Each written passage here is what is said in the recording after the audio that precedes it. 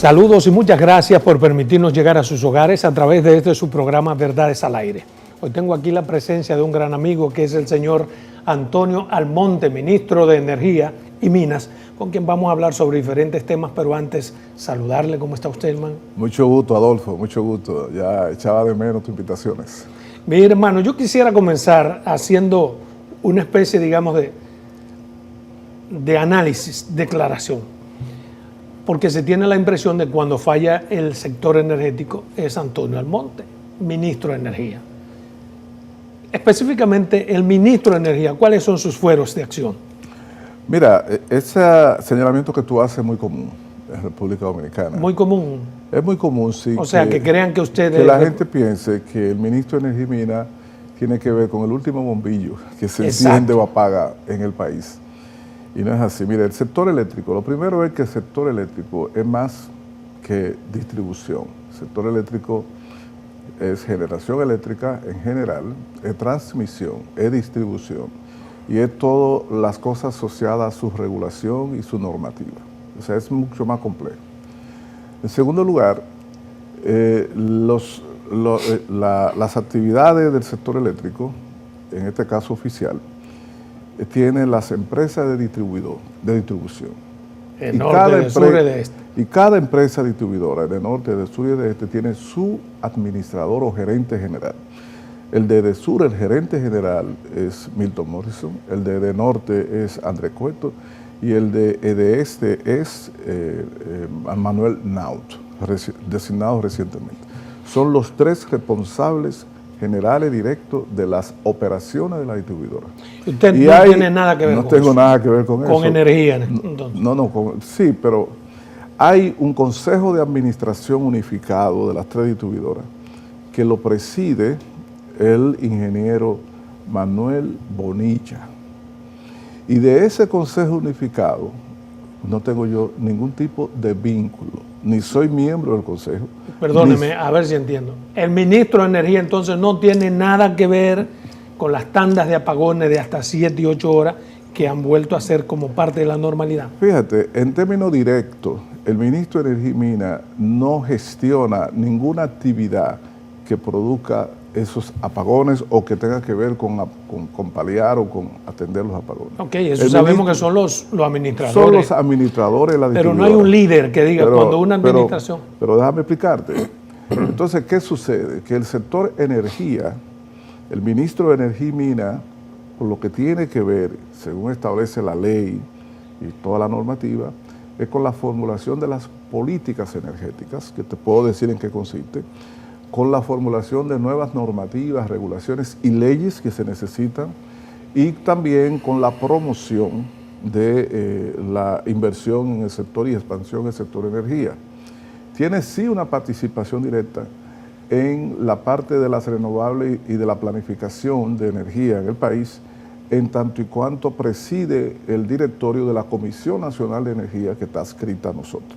O sea, la planificación energética, la promoción de inversión, todo eso son las políticas del Ministerio de Energía.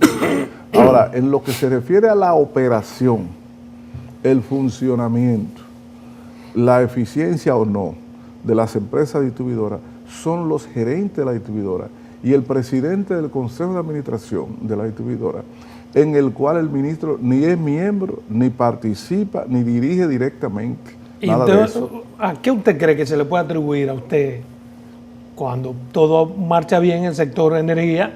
Bueno, pues Tonito lo está haciendo bien.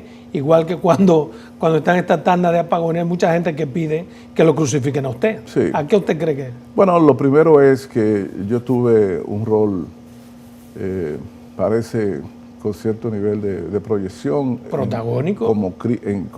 Como en la crítica pública cuando estaba en la oposición al sector eléctrico del PLD, rol que me siento muy orgulloso de haberlo desempeñado y que generó roncha en los dirigentes del PLD, evidentemente.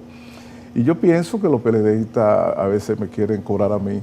Pero yo no pienso, perdóname, que sea el PLD. Yo creo gente común. Pero déjame explicarte.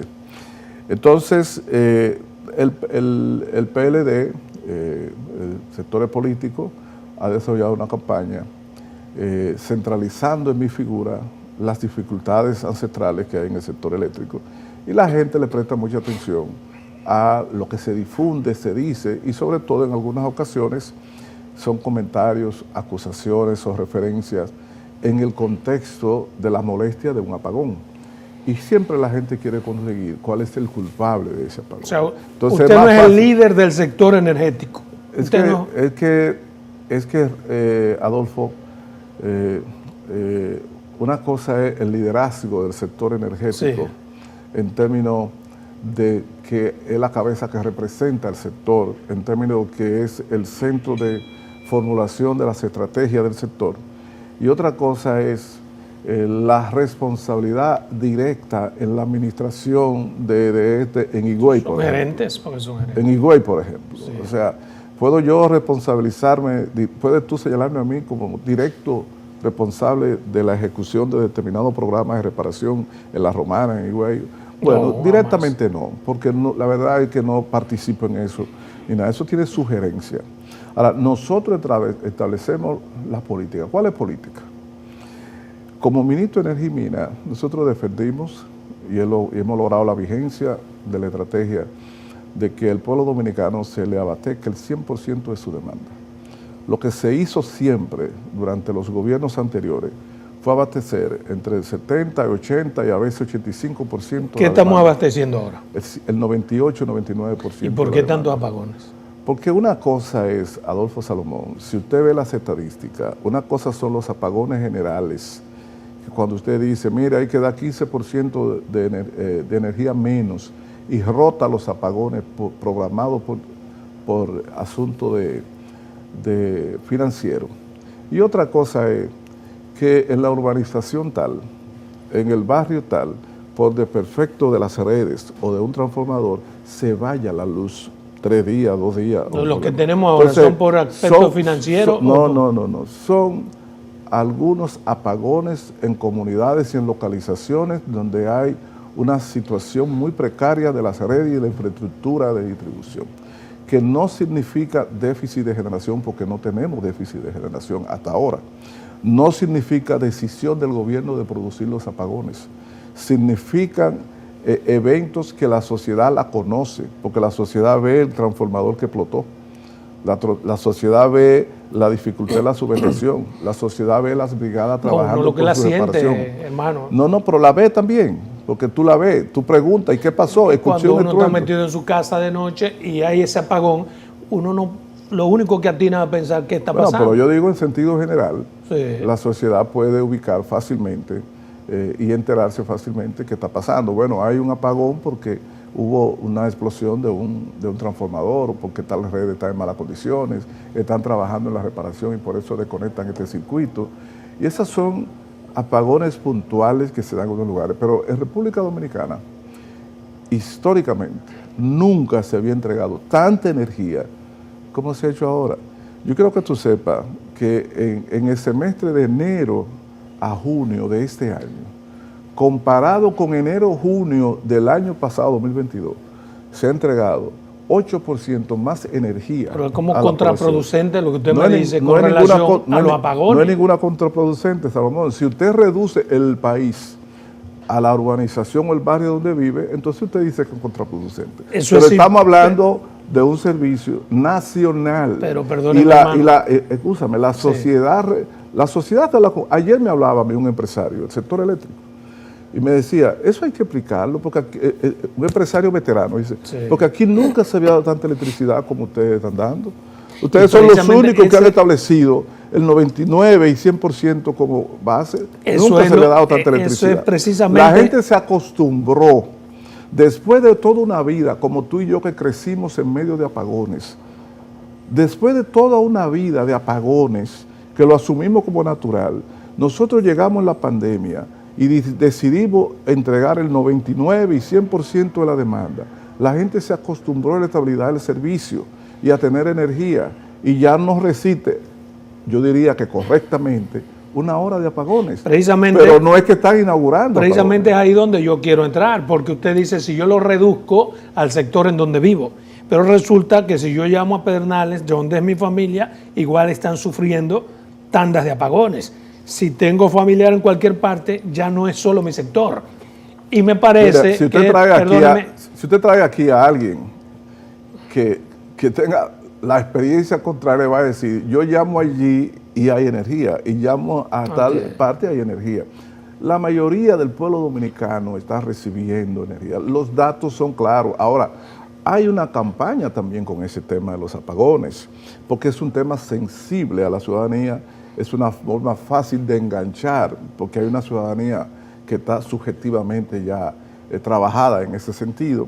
Y entonces, porque se produzca uno u otro apagón en un lugar, se da la sensación de que el país está en... Pero esa campaña, si tenemos una estabilidad eléctrica, se cae sola. O sea, porque no basta que la oposición quiera decir en una campaña que hay apagones si la gente no lo percibe. Bueno, Salomón, o sea, yo lo que te digo es que los apagones que se están produciendo son localizados en algunas comunidades. Hemos dicho claramente que es por desperfecto de redes y de transformadores, que hay que entrar en reparaciones y hay que desconectar circuitos momentáneamente, pero te decimos que regularmente, de manera regular, el país, el sistema abastece 99 y 100% de la energía, excepto los lugares donde hayan esas averías. Uno de los gerentes, por ejemplo, sentado... Si alguien quiere decir que eso significa apagones generales y que el país está en tiniebla, lo puede decir, pero no es lo que la sociedad en general vive, porque la sociedad no es nada más un grupo. O sea, la sociedad en la capital, en todo el país, la gente tiene energía eléctrica. Claro. Tiene energía eléctrica. Y yo creo que la realidad es así como usted dice. En sentido general, hay mucho más energía. Claro. Pero la gente se acostumbra. Pero, por ejemplo, uno de los gerentes, sentado ahí mismo donde usted está, me decía que ciertamente hay apagones y se debe a la falta de contadores, a la falta de comprar algunos de las cosas que hay que utilizar para la producción energética. En ese sentido, no existe la posibilidad de que haya una forma más expedita para que eso deje de ser una excusa. O sea, no es porque no han llegado los contadores, porque el alambre eléctrico aún no llega. Me contesta en un minuto y nos vamos a la primera pausa comercial. Bien, continuamos en esta interesante entrevista con el ministro de Energía. Le hice una pregunta antes de irnos a pausa comercial. ¿No puede haber una forma, digamos, más expedita desde el punto de vista que concierne a ustedes políticas energéticas para tratar de cercenar ese tema?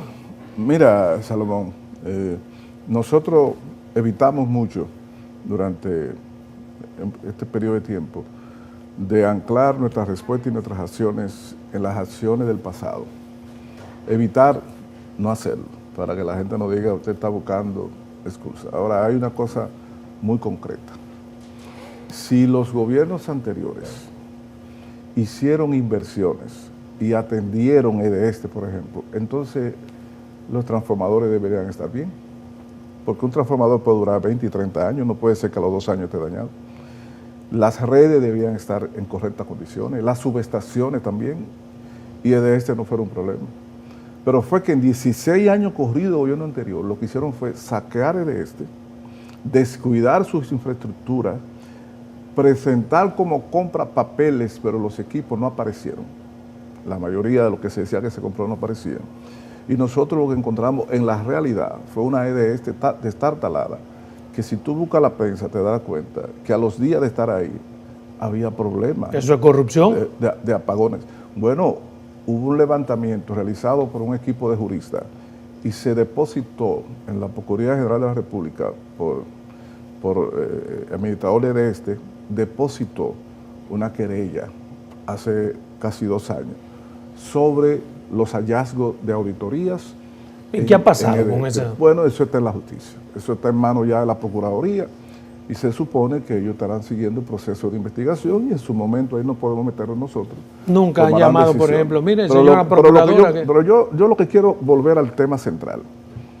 Si a nosotros nos hubieran dejado un sistema con las inversiones que correspondían, 16 años corridos, y con las fortalezas que correspondían del sistema de transformadores, de redes, entonces no tuviéramos los problemas que hemos tenido. El problema que tenemos hoy se debe a que la distribuidora, y particularmente de fue abusada. Y entonces a nosotros nos ha tocado enfrentar esa situación, y cuando hemos querido hacer las inversiones millonarias que se requieren en dólares para hacer todas esas sustituciones y compras, iniciamos el proceso, pero cuando hemos querido impulsarlo han sucedido dos cosas. En primer lugar, el presupuesto de compra de energía, el dinero para comprarle energía a la generadora y entregársela a los clientes, se disparó en el año 2021 porque el precio de la energía generada debido a la inflación de los combustibles llegó a niveles sin precedentes. Tú no sabías que cuando nosotros llegamos al gobierno, el carbón mineral, que es un combustible para producir una gran cantidad de la energía que consumimos, el carbón mineral estaba cotizado a $70 la tonelada en el 20, a finales del 20, y que en julio del 21, meses después, estaba a $270. Al 2023, ¿sigue igual eso? Escúchame. Y en el 2000, y en septiembre llegó a cotizarse a $400. Y que el gas natural se multiplicó por 5 su precio. Y que los combustibles determinan el precio de la energía. Y cuando tú vas a venderle a los distribuidores, a los consumidores, no puede traspasar esa subida de precio. Y por consiguiente, esa diferencia que hizo $100 millones tuvo que pagar el gobierno central como subsidio. Entonces no había el dinero en ese momento para pagar el subsidio y hacer inversiones en la distribuidora. Ahora el 2023. En el 2022, con la guerra de Ucrania en enero de 2022, la factura de compra de energía comparada con el 2021, ¿tú sabes cuánto subió? En $813 millones adicionales que también tuvo que buscar el gobierno. Ahora estamos haciendo las inversiones y ahora la distribuidora, particularmente de tiene transformadores, ha comprado redes, ha recibido una gran cantidad de contadores y está en un proceso de instalación, sustitución de subestaciones y de transformadores eso es una EDE. En Villamella, pero la principal, la que tiene más defectos. No, le hago la pregunta, perdóneme, porque necesito saber si se va a dar ese mismo proceso con las 3 sedes. Sí, pero el centro de gravedad de la crisis es de este. Por ser la mayor. No es por ser la mayor, sino que donde están en peores condiciones las redes. Okay. En donde la infraestructura está en peores condiciones, transformadores, subestaciones, redes, es en EDESTE. Donde está la mayor cantidad de averías es en EDESTE. Donde hay que prestar la mayor atención es en EDESTE. Entonces las inversiones, los cambios se están realizando en las infraestructuras de EDESTE. En Villamella, en Santo Domingo Este, en Higüey, en El Ceibo, y hay un proceso de sustitución y de instalaciones que muchas veces obliga a desconexiones que generan apagones. Entonces, ese proceso de atención de averías y de circuito que se lleva meses y que genera este tipo de interrupciones, eso lo estamos realizando precisamente para ver si podemos llegar a un momento. ¿Cuándo podríamos cercenar todo? Que digamos, bueno, arrastramos todas esas debilidades anteriores, pero ya nosotros lo pusimos. Yo pienso que quizás las empresas distribuidoras pues, pueden darte con mayor propiedad, pero según las informaciones recibidas de ellos mismos, eso se puede llevar unos meses hasta llevarlo a un nivel más o menos normal, pero el proceso de sustitución y transformación de todas esas cosas lleva un tiempo y hay que hacer una inversión. Yo hago esta pregunta porque es que a veces yo me... Pero mira, en esa área, Salomón, nosotros tenemos que orientar correctamente a la población. Ya te dije que nosotros pasamos 16 años corridos en medio de apagones y de no inversión suficiente y de abandono de la distribuidora. Y la gente se acostumbró a un 15 y 20% de apagones. Están así que en el pacto eléctrico, si tú lo lees bien, se establece 6 años para llevar de un 85% de suministro a un 97%. Se establece 6 años. Porque no es algo tan simple. Porque no es algo tan simple. Entonces, nosotros no podemos prometerle a la gente de una vez que también hecho. Lo que sí le prometimos y estamos cumpliendo es que nosotros vamos a suministrar el 99 y 100% de la demanda. Y cuando hay alguna avería en algún lugar, bueno, eso es una molestia que uno tiene que atender. Me dicen que uno de los principales problemas es que, por ejemplo, usted habla de un 98, 99% de producción, pero no hay un backup, un almacén de energía. ¿Cómo se puede almacenar la energía? Bueno, la energía eléctrica no se almacena. La energía eléctrica, los sistemas eléctricos son de los sistemas... Las subestaciones que permitan un cambio a otro. Lo que hay son transformaciones en un sistema eléctrico, que tú tienes una electricidad producida que tiene un nivel de tensión o de voltaje, etcétera, en un nivel producido inicialmente, entonces tú necesitas elevar esas variables cuando la coloques en redes para transportarla de Jaina a Higüey, por ejemplo, la línea de alta tensión de transmisión. Después, cuando llega allá, tiene que descender a una subestación que la baja a una tensión que se corresponda con el nivel de consumo de tu hogar y se distribuye por redes. Entonces, esos son mecanismos de transformación del nivel de tensión de la energía eléctrica que va por redes. Ahora, almacenar energía eléctrica, propiamente dicho, no existe esa posibilidad. La energía eléctrica, el sistema eléctrico es la cosa más maravillosa que existe, porque energía que se produce, energía que se consume de manera instantánea.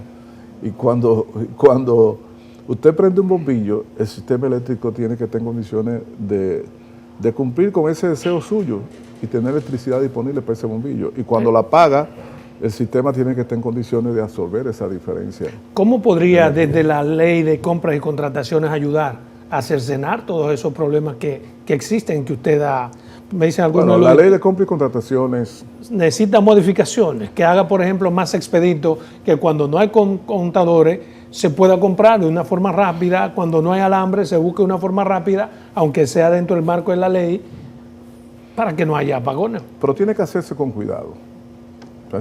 ¿Ustedes han hecho sugerencias? Se está en un proceso de sugerencia para ver si se hacen algunos ajustes que permita al gobierno adquirir con mayor facilidad equipamiento. Ahora, eso hay que tener mucho cuidado, por una razón, y es que si usted hace la planificación bien, usted puede adquirir, porque una empresa distribuidora sabe cuáles son los materiales que tiene que tener en almacén y cuáles son aquellos que de manera muy esporádica que se pueden dañar. Entonces puede hacer un plan de compra bien previsor, con el presupuesto adecuado y tener eso. Eso no ha sucedido. Me refiero, por ejemplo, perdóneme, cuando se cae un proceso de licitación. Por ejemplo, Edenorte hizo varios procesos para prever todas esas cosas. Sí. Pero resulta que cuando tiene todo listo, la persona o la compañía que ganó la licitación no garantiza ni da las condiciones. Y eso implica que Edenorte tiene que de nuevo hacer otro proceso de licitación. Sí. Y la gente no tiene por qué entender eso. Sí. A eso me refería en la ley, una forma de que, bueno, se busque lo que hay que buscar. Es que se ha estado hablando de modificaciones a la ley y hay propuestas en ese sentido, no puedo decirte en qué etapa está, que algunas cosas le permitan responder a mayor velocidad. Exacto. Porque hay situaciones que son de emergencia y hay situaciones de seguridad nacional. Entonces no puede tratarse como igual a cosas que son desiguales. Perfecto. Y te voy a dar un solo ejemplo. Punta Catalina no puede estar sujeta a esa ley. ¿Por qué? Porque Punta Catalina tú no tienes seguridad de en qué momento se rompe una de esas piezas. Este no es un país que tiene en la ciudad vecina ni en el territorio todo tipo de repuestos. Esos repuestos hay que comprarlos fuera, algunos de ellos son de gran dimensión, que valen mucho dinero, hay que comprarlos fuera, hay que importarlos y entonces instalarlos. Y la gente no puede esperar. Y el peso de Punta Catalina en el sistema eléctrico es demasiado grande, entonces usted pone en peligro la seguridad prácticamente del país. Hay que buscar una vía más expedita de que se puedan hacer esas adquisiciones garantizando que no se cometan actos de corrupción, pero hay que buscar una vía más expedita. No es como las plantas privadas. Las plantas privadas eléctricas, pues cualquier cosa sucede inmediatamente, el suplidor, una llamada, el suplidor lo envía y después arreglamos el pago, pero recibe el equipamiento y se hace la instalación. Ahora, cuando tú vas a centrales como Punta Catalina no se puede hacer así y eso genera una situación. Obviamente que sí, que hay circunstancias en que tú necesitas una vía mucho más rápida, como tú dices, una vía expedita, para hacer las adquisiciones de repuestos y las reparaciones que se requieren. Ahora, en sentido general, en este sector y en el caso del sector de distribución, lo que yo creo que es importante que quede claro lo siguiente: los apagones que ocurren puntualmente en algunas localidades son apagones debido a averías, no a una estrategia del gobierno. Bien, vámonos. Y que la mayoría del dominicano está recibiendo 24 horas de luz. Bien, vámonos a una segunda pausa comercial. Cuando regresemos, quiero que me diga cuáles serían los logros suyos como ministro en políticas energéticas. Bien, continuamos aquí en este programa, esta interesantísima entrevista con el señor Antonio Almonte, ministro de Energía. Antes de irme a pausa, le preguntaba si fuera a exhibir a su país como líder del sector energético, de las políticas energéticas, ¿qué cosas han cambiado? ¿Qué cosas usted puede decir? Mire, hemos hecho esto. Mira, el énfasis, una de las preocupaciones principales que ha tenido este gobierno de Luis Abinader y el equipo eléctrico es garantizarle al país suministro de energía eléctrica. El primer eslabón en toda estrategia de política pública en el sector energético es que el país tenga acceso a los energéticos, en este caso a los combustibles y a la electricidad. Entonces, en esa estrategia, lo primero que nosotros hicimos desde que llegamos el 20 de agosto, llegamos en agosto y 16 de agosto, y ya en noviembre, diciembre estábamos trabajando en los términos para una primera licitación, que fue la licitación de Manzanillo, que finalmente se hizo pública a principios de marzo del 2021. Esa licitación de Manzanillo por 800 megavatios, 2 plantas de 400 a instalarse en Manzanillo y una terminal de gas. Cuando vimos que ese proyecto, por muchos factores, incluyendo todavía los rastros de la pandemia, etcétera, etcétera, podía prolongarse en el tiempo su terminación, lanzamos entonces una licitación de urgencia a finales del 2021. Esa licitación de urgencia por 400 megavatios estaba orientada a satisfacer una demanda que crecía como consecuencia de la recuperación de la economía post-pandemia. La demanda de la energía crecía vertiginosamente porque la economía en el 21 comenzó a recuperarse de manera milagrosa. Y por consiguiente, lanzamos esa licitación, la adjudicamos y el año pasado se hicieron las instalaciones. Se hizo la instalación. Hay quienes están criticando el proceso de licitación Manzanillo. ¿A qué se debe? Estamos hablando de la licitación de urgencia de 400 megavatios, sí, de los cuales 368 están conectados hoy y están abasteciendo. Y ha sido la decisión clave para poder cubrir el crecimiento inusitado de la demanda en este verano caluroso. El crecimiento de la demanda de capacidad de energía ha sido extraordinario y nadie sabe qué hubiera sido República Dominicana si no se hubiera realizado esa licitación que llevó a conectar y mantener en línea hoy 368 megavatios adicionales para satisfacer el crecimiento de la demanda. Es una decisión de política y de estrategia del gobierno.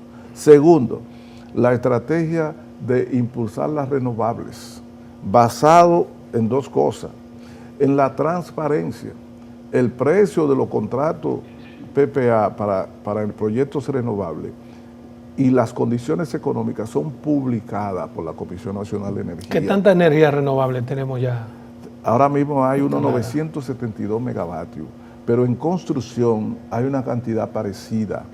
Hay 17 nuevos proyectos de renovables construyéndose hoy en el país. Tenemos energía por encima del consumo, entonces. Que podría terminar al final de este año o a principio del año en casi 1000 megavatios adicionales de renovables, lo que significa la creación de una mayor capacidad de abastecimiento en las condiciones en que trabajan las renovables.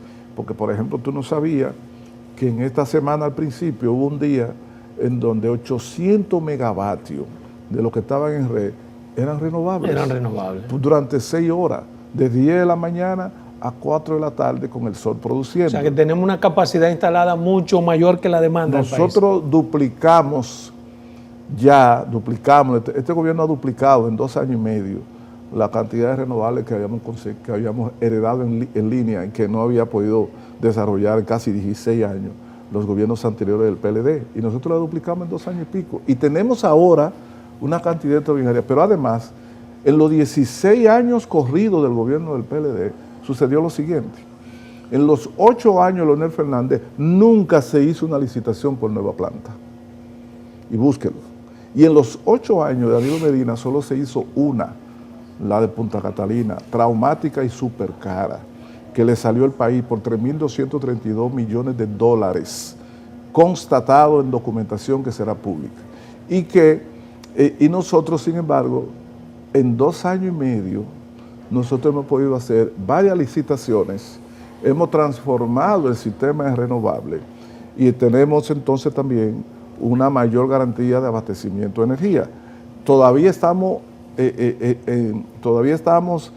cortos en el sentido de que nosotros queremos llegar a un nivel de que cuando haya demanda, cuando lleguemos en verano, todavía se produzca algún accidente o algo en alguna de las plantas grandes y el país tenga reserva para abastecer. Le hago una pregunta. ¿El presidente Luis Abinader está consciente de todo eso que usted dice, más de los apagones, de por qué son?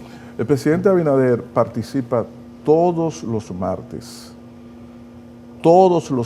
en el gabinete eléctrico. Y todas estas cosas son discutidas minuciosamente en el gabinete eléctrico.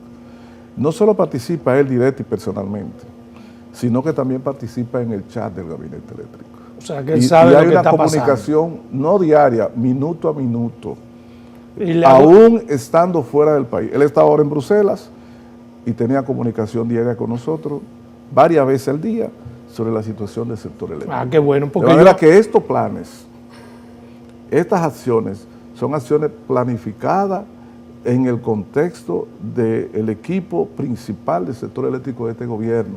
Y además, te voy a decir más, el presidente emitió un decreto que nosotros le preparamos de modificación del reglamento de la Ley de Incentivos a las Renovables. El presidente sometió al Congreso un proyecto de ley para liquidar la CDE y formalizar como empresa pública independiente a Punta Catalina. O sea, que él está, perdóneme. El presidente sometió al Congreso no me va a dejar preguntarle. Una ley de armonización y de actualización de la base legal y regulatoria del sector eléctrico dominicano. Lo que quiere decir que nosotros estamos actuando en base a un plan estratégico de transformación del sector eléctrico. Lo que quiero preguntarle es entonces, se supone que él está consciente del grado de afectación que en términos políticos resultan los apagones en estos momentos. Estamos conscientes de eso y estamos conscientes de que eso es pasajero y estamos trabajando 24 horas del día, las brigadas y haciendo todos los esfuerzos, y que eso es pasajero y que nosotros lo vamos a mejorar sustancialmente en el corto plazo, y a mediano plazo debemos resolver ese problema. No tenemos ninguna duda ni ningún temor. Son molestias que reconocemos en la comunidad, en los grupos donde se producen esos apagones, pero no tiene la indiferencia que antes reinó del gobierno. Nosotros estamos de acuerdo en eso. Si pudiéramos ver algo que sea tangible respecto del pacto eléctrico que se logró, ¿qué sería? Bueno, lo primero que el pacto eléctrico establecía abastecer el 97% en 6 años.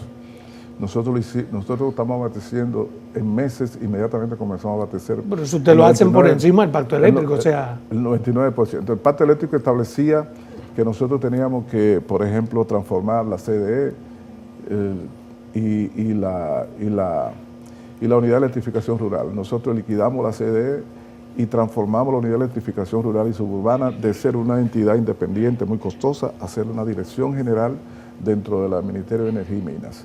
El pacto eléctrico, por ejemplo, establecía reducción de costos de personal, reducción de costos operativos de la distribuidora.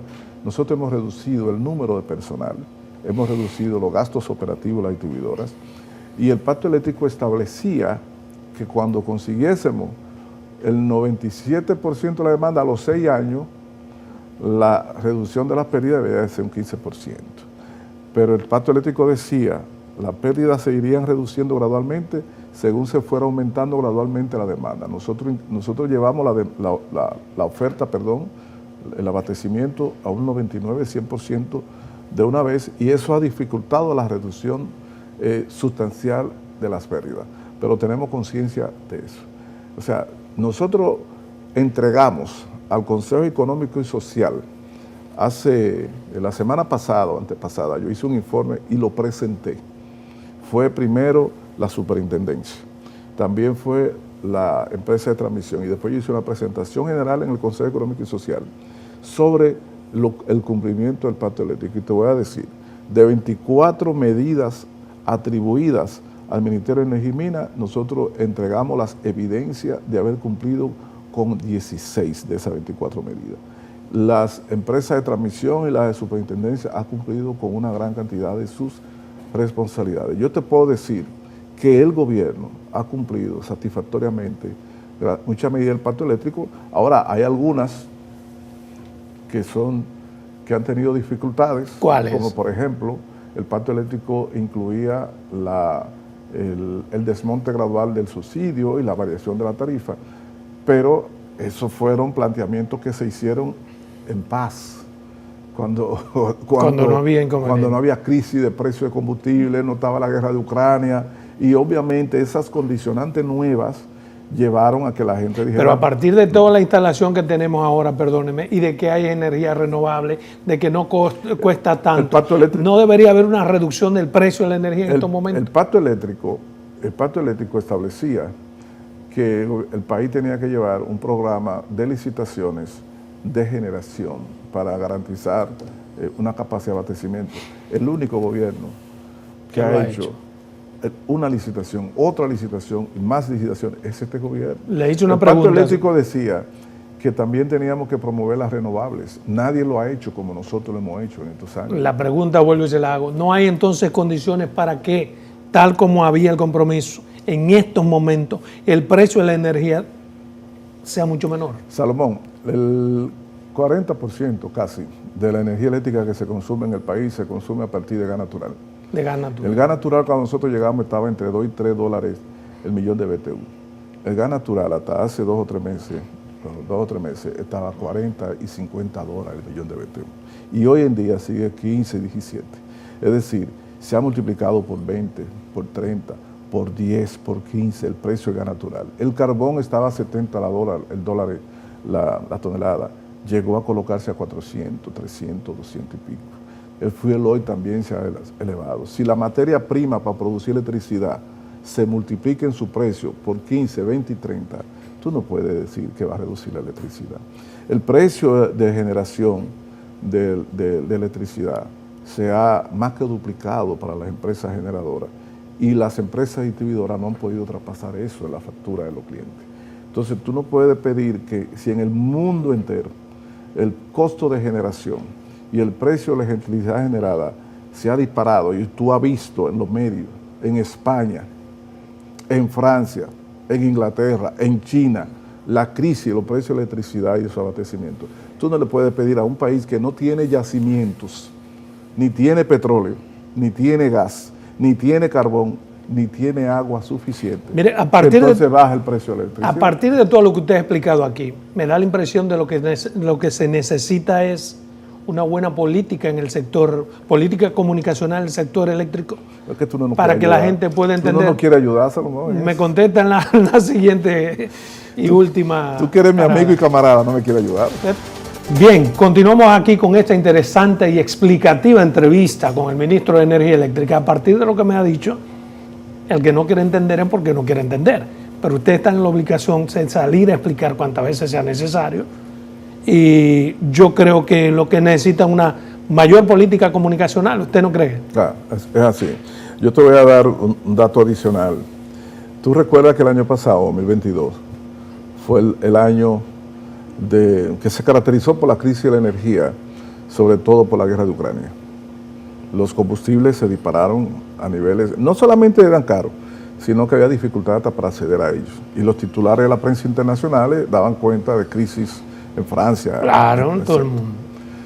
Sin embargo, no debió llamar la atención que una nación como la nuestra, que no tiene ningún tipo de combustible, ni tiene reservorio importante de agua, no tuvo ningún tipo de problema de suministro de energía, ni tuvo crisis de suministro de energéticos, de combustible, ni tuvo crisis de suministro de electricidad. Eso representa una gran parte del presupuesto para garantizar eso. No, pero sobre todo tuvo mucho que ver con la gestión del equipo eléctrico del gobierno y la gestión del presidente Abinader.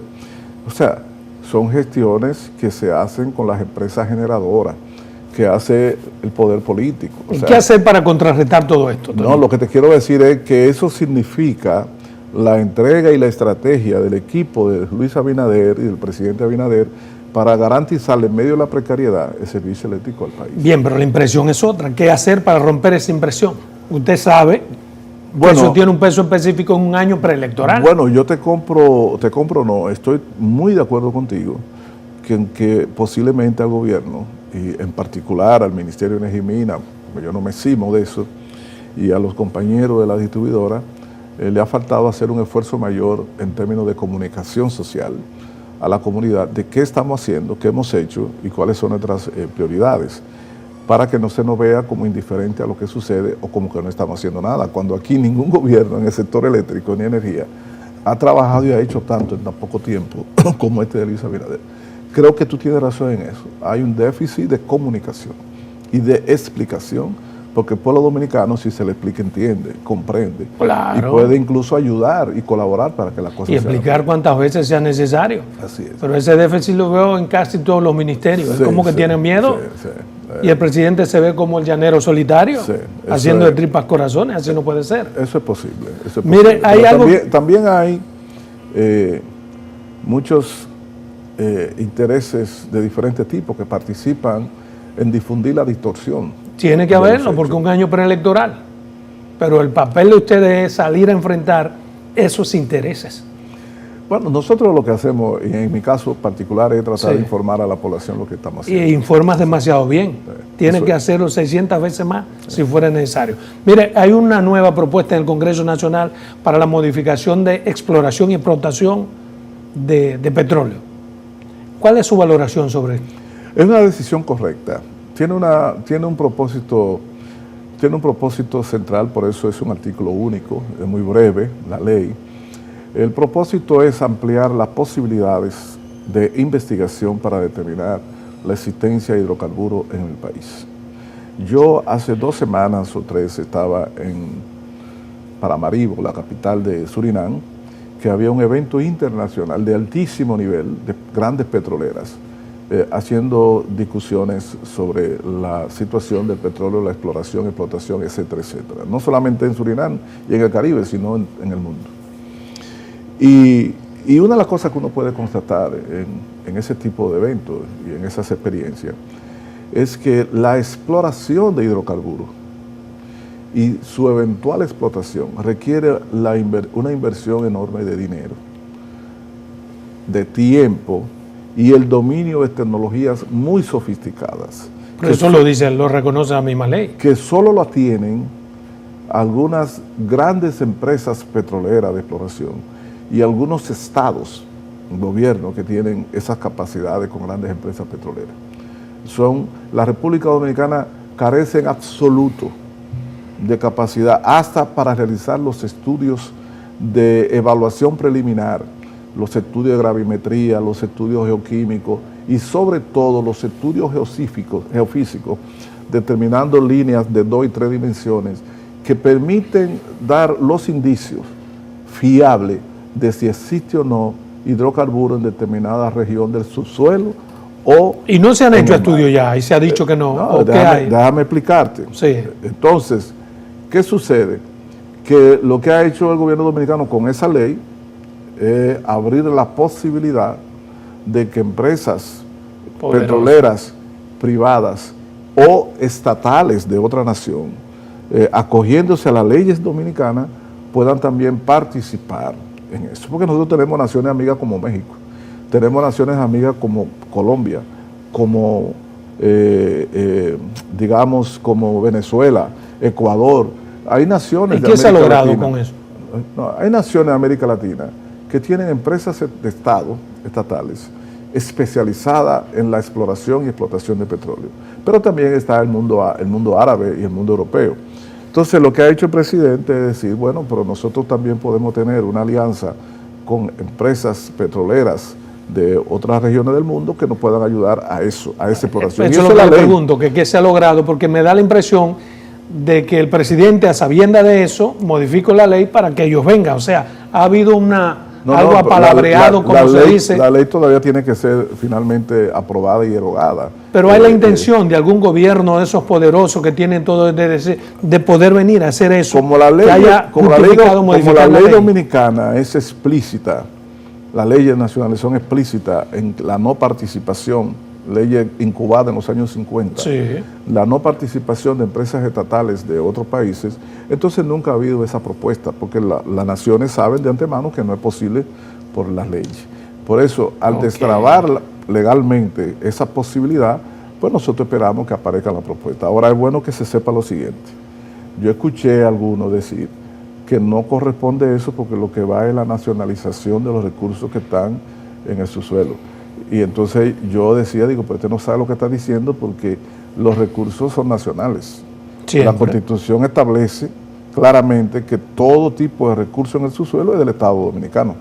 Por consiguiente, no hay que nacionalizar lo que ya es nacional. Esa es una crítica que no tiene fundamento. Porque se refiere a que los beneficios se queden en la nación. En segundo lugar, cualquier explotación de hidrocarburos que se vaya a realizar con la ley actual y con la ley nueva que se apruebe, tiene que conocerse en el Congreso.